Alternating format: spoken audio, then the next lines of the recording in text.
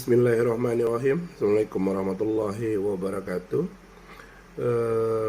Saya akan menjawab beberapa pertanyaan dari Bu Mailinawati selaku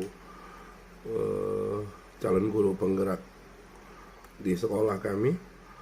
Pertanyaan pertama mengenai selama ini bagaimana Anda dapat mengidentifikasi kasus-kasus yang merupakan dilema etika atau bujukan moral. Jadi kita lihat dulu kasusnya. Apakah itu masuk bujukan moral atau ajakan untuk menentang moral atau perbuatan yang kita anggap tidak baik.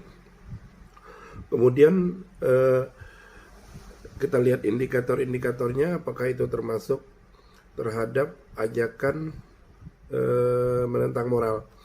Kemudian yang kedua, apakah itu dilema etika? Kita lihat. Biasanya tanda-tanda dilema etika itu ada dua hal yang mungkin kita lihat secara garis besar, mungkin sama-sama baik, sehingga sangat sulit kita untuk mengambil sebuah keputusan.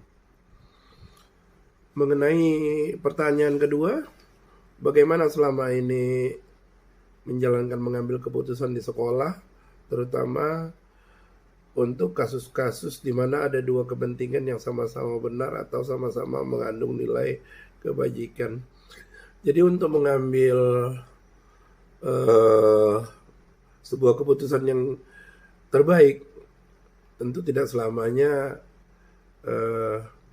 kita harus dianggap benar. Maka supaya hal tersebut tidak merugikan satu sama lain, maka langkah-langkah atau prosedur yang kita lakukan, kita jajaki dulu penyebab masalah, kemudian mengapa masalah itu muncul. Dari hal tersebut dapat kita ambil langkah-langkah atau prosedur untuk menyikapi permasalahan tersebut, sehingga nantinya keputusan yang kita ambil dalam menyikapi permasalahan yang muncul tersebut, mudah-mudahan itu merupakan keputusan yang terbaik, ya, terbaik dari yang baik lagi bilang gitu ya, yang paling baik seharusnya begitu. Kemudian hal-hal apa saja yang selama ini anggap efektif dalam mengambil keputusan pada kasus-kasus dilema etika.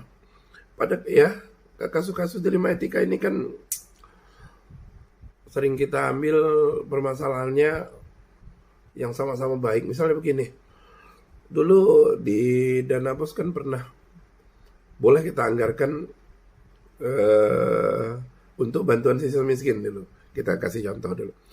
Kemudian masyarakat yang tahu menanyakan, Pak, kenapa kok tidak ada lagi bantuan siswa miskin melalui anggaran dana bantuan operasional sekolah? Maka sebenarnya kan program yang baik, tapi hal tersebut menyalahi aturan gitu ya, menyalahi aturan yang selalu berubah, sehingga menyebabkan hal tersebut tidak boleh lagi, sehingga kasus-kasus dilema etika seperti ini ya kita ambil rujukannya. Kita cari dulu rujukannya, sehingga keputusan kita nanti tidak menyalahi dari segi misalnya juknis, aturan, atau apapun itu yang berkenaan dengan sebuah kebijakan nanti yang kita ambil, sehingga mengakibatkan memburuknya kinerja, penilaian kurang baik terhadap kita selaku pimpinan. Saya kira seperti itu.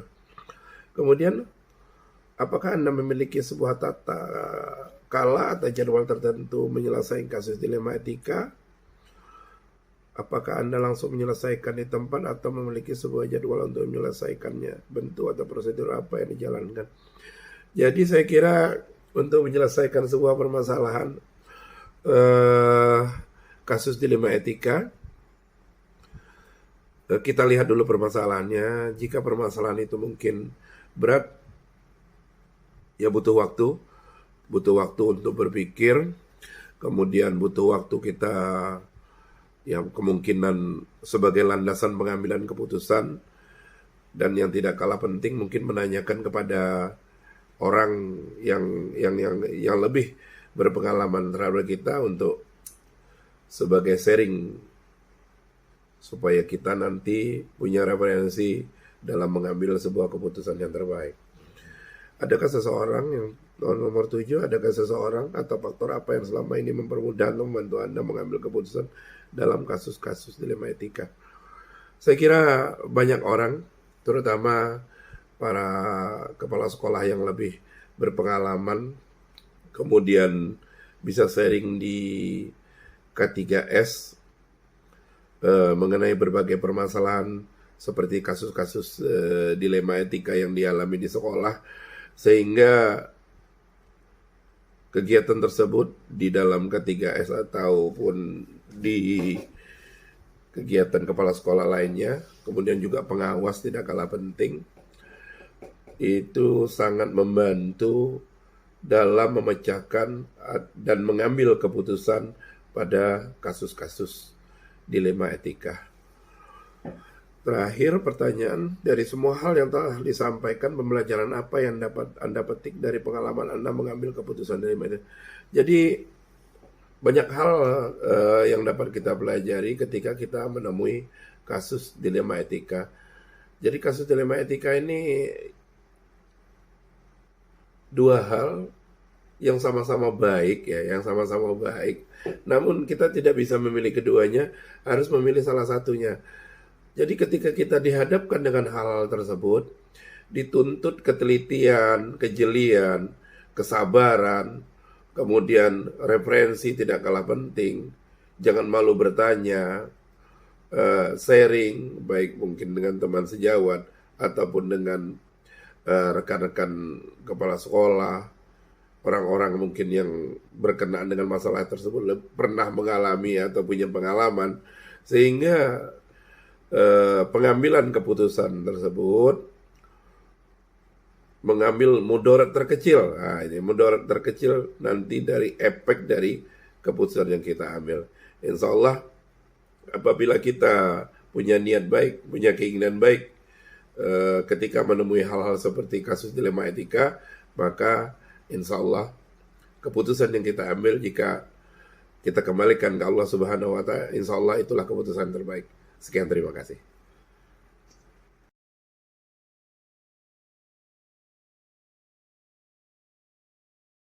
Assalamualaikum warahmatullahi wabarakatuh. Waalaikumsalam warahmatullahi wabarakatuh. Ya, saya Maininawati, CGP Angkatan 9 dari SMP 1 Atama Lampung, bersama Bapak Kepala Sekolah TK Pertiwi, Bapak Wartono, di Maluku ya Pak Wartono. Baik Bapak, izinkan saya ingin mewawancari Bapak terkait dilema etika atau dilema yang terjadi di sekolah Bapak.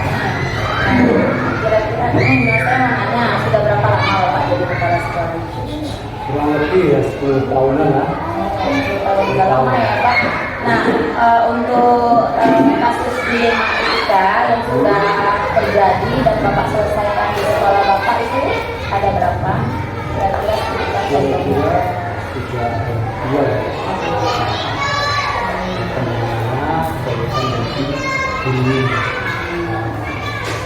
Ini kalau yang dilema etika berkaitan dengan anak ini kira-kira yang seperti apa nih Pak?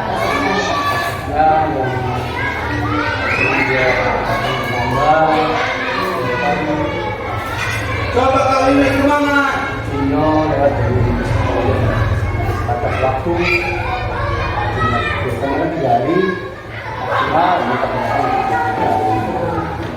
Disiplinan ya Pak?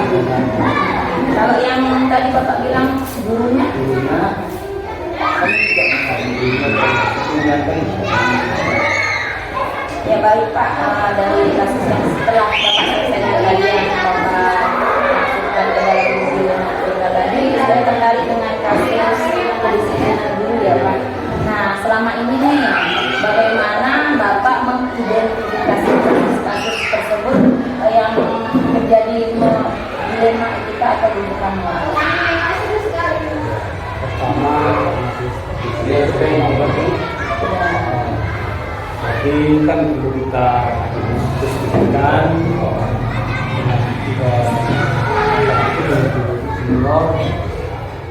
karena menyelesaikan dunia kita ini butuh diskusi, butuh kebersamaan sehingga penyelesaiannya bisa lebih baik kan gitu. Jika orang itu dia tersebut nggak bisa mengajar, akan juga tersinggung, tetapi yang ujung-ujungnya guru itu masih bisa mengajar dan seterusnya. Oh, berarti Bapak mau mengajak diskusi. Yang sebelumnya Bapak sudah tahu alasan guru tadi kenapa tidak disiplin. Pertama karena faktor cuaca, yang kedua jarak antara rumah dengan sekolah. Tapi setelah kita diskusikan, sebetulnya semua itu bisa diselesaikan. Penjelasan pertama, kita harus bertempat tinggal selama musim hujan ini. Kan kejadian musim hujan tidak tinggal di kasko sekolah kan, belanja yang terlambat, ya kan, karena tidak terlambat tadi, akhirnya ke kita ini juga kalau murid, jadinya Baik, saya simpulkan ya dari yang pertama tadi berarti terjadi penurunan kinerja guru ya berarti tidak fokus dalam kelas ya karena terlambat. Untuk yang kedua nih Pak, selama ini bagaimana Bapak menjalankan pengambilan keputusan di sekolah Bapak, terutama untuk kasus-kasus yang dua kepentingan sama-sama benar atau mengatur nilai baik. Kita selesaikan dari kan cara diskusi atau musyawarah tadi. Kan tujuannya supaya tidak sepihak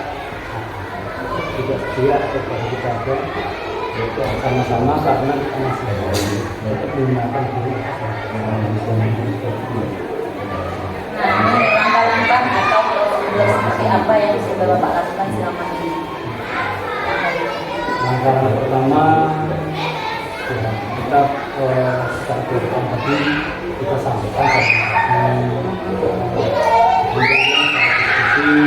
misalkan musyawarah menjadi semua juga kan itu.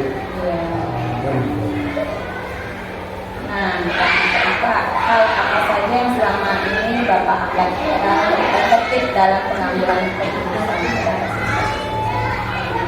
Sangat efektif karena sekarang sudah banyak perubahan sehingga kita sudah mempertimbangkan bisa tepat waktu sehingga proses ini berjalan langsung bisa maksimal.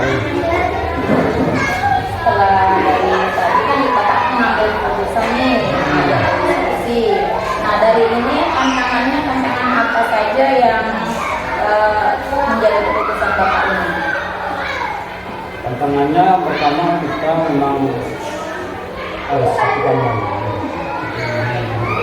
Ini satu pandangan itu memang desain kita kan mendidik anak ini kan memang harus komitmennya harus disiplin, kemudian jujur, dan mungkin bisa kerjasama kan. Jadi itu merupakan satu tantangan. Pak sekali sih yang sudah lama ya berpengalaman. Terus ini Pak, apakah terjadi kasus ini, apakah Bapak mengalami kasus ini, apakah Bapak memiliki atau mengatur jadwal tertentu untuk menyelesaikannya? Kami mengatur jadwal tertentu. Ini kami laksanakan di hari Kamis. Karena di Kamis kita bisa mewakili Jumat jadi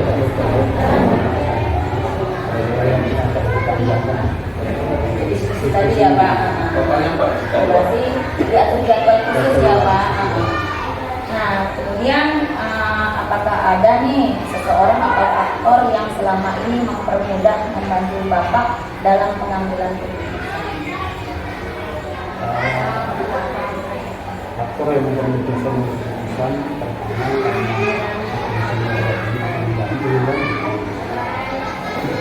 pertama karena dia bisa memberikan contoh langsung itu kan.